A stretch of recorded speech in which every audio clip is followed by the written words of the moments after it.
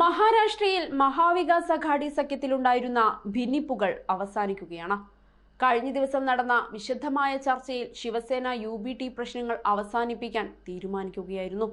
നേരത്തെ 23 സീറ്റുകൾ വരെ സംസ്ഥാനത്ത് തങ്ങളുടെ പാർട്ടിക്ക് വേണമെന്ന് ഉദ്ധവ് പക്ഷത്തെ പ്രധാന നേതാവ് സഞ്ജയ് റാവത്ത് ആവശ്യപ്പെട്ടിരുന്നു. പാർട്ടി പിളർന്നിട്ടും ആധിപത്യത്തിനായുള്ള ശ്രമങ്ങളായിരുന്നു ഉദ്ധവ് പക്ഷം ലക്ഷ്യമിട്ടത്. ഇത് കോൺഗ്രസിൽ വലിയ അതൃപ്തിക്ക് കാരണവുമായിരുന്നു. സംസ്ഥാനത്ത് കൂടുതൽ സീറ്റിൽ മത്സരിക്കാനായിരുന്നു കോൺഗ്രസിന്റെ ശ്രമം. ഇതിനെ തടയാനായിരുന്നു റാവത്ത് ശ്രമിച്ചത്. MVA സഖ്യകക്ഷികളുടെ യോഗം ഡൽഹിയിലാണ് നടന്നത്. NCP ശരത് പവാർ വിഭാഗം നേതാക്കളും യോഗത്തിൽ അന്ന് പങ്കെടുത്തിരുന്നു. കൂടുതൽ സീറ്റുകൾ കോൺഗ്രസിന് തന്നെയായിരിക്കും ലഭിക്കുക. അതേസമയം മഹാരാഷ്ട്രയിലെ 48 സീറ്റിൽ സീറ്റ് വിഭജനം നടത്താമെന്ന് MVA അംഗങ്ങൾ തീരുമാനമെടുത്തതായി സഞ്ജയ് റാവത്ത് പറഞ്ഞു. ഇതോടെ മഹാരാഷ്ട്രയിൽ ഇന്ത്യ സഖ്യത്തിന്റെ ആശങ്ക ഇല്ലാതായിരിക്കുകയാണ്. ഒറ്റക്കെട്ടായി 3 പാർട്ടികളും ഇവിടെ തെരഞ്ഞെടുപ്പിനെ നേരിടും. പ്രകാശ് അംബേദ്കറുടെ പാർട്ടിയും MVAയുടെ ഭാഗമാകും. ഇവർക്ക് സീറ്റ് നൽകുമോ എന്ന കാര്യത്തിൽ തീരുമാനമായിട്ടില്ല. പരസ്പരം നിർദ്ദേശിച്ച എല്ലാ കാര്യങ്ങളും സഖ്യത്തിലെ നേതാക്കൾ അംഗീകരിച്ചുവെന്ന് റാവത്ത് വെളിപ്പെടുത്തിയിട്ടുണ്ട്.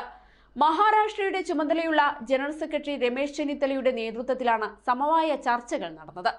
അശോക് ഗെഹ്ലോട്ട് അടക്കമുള്ള സീനിയർ നേതാക്കളും നിർണായക ചർച്ചയിലുണ്ടായിരുന്നു. സീറ്റ് വിഭജനത്തിന്റെ കാര്യത്തിൽ യാതൊരു തർക്കവുമില്ല. ഒരുമിച്ച് തന്നെ തെരഞ്ഞെടുപ്പിനെ നേരിടുമെന്നാണ് സഞ്ജയ് റാവത്ത് പറഞ്ഞത്. മുകുൾ വാസ്നിക്കിന്റെ ഡൽഹിയിലെ വസതിയിൽ വെച്ചായിരുന്നു യോഗം നടന്നത്. 3 മണിക്കൂറോളമാണ് യോഗം നീണ്ടുനിന്നത്. ഇന്ത്യ സഖ്യത്തിൽ ഏറ്റവും ആദ്യം സീറ്റ് വിഭജന കാര്യം പ്രഖ്യാപിക്കുന്ന സംസ്ഥാനമാകും മഹാരാഷ്ട്രയെന്ന് രമേശ് ചെന്നിത്തല പറഞ്ഞിരുന്നു. ശിവസേനയും NCPയും പിളർന്നിട്ടുണ്ടാകാം. പക്ഷേ ജനങ്ങൾ ഇപ്പോഴും അവർക്കൊപ്പമുണ്ട്. തെരഞ്ഞെടുപ്പിനെ ഒരുമിച്ച് നേരിടുമെന്നും ചെന്നിത്തല കൂട്ടിച്ചേർത്തു. അതേസമയം കോൺഗ്രസ് ഉത്തർപ്രദേശിലും ബീഹാറിലും സീറ്റ് വിഭജന ചർച്ചകൾ ആരംഭിച്ചിട്ടുണ്ട്. ഇത്തവണ ശിവസേന കുറഞ്ഞ സീറ്റിൽ മത്സരിക്കാനാണ് സാധ്യത. പാർട്ടിയുടെ കരുത്ത് എത്രത്തോളമുണ്ടെന്ന് ഇപ്പോഴും വ്യക്തമല്ല. ഉദ്ധവ് താക്കറെയെ സംബന്ധിച്ച് ഇത് ജീവൻ മരണ പോരാട്ടം കൂടിയാണ്. ഈ വർഷം തന്നെ മഹാരാഷ്ട്രയിൽ നിയമസഭാ തെരഞ്ഞെടുപ്പും നടക്കാനുണ്ട്.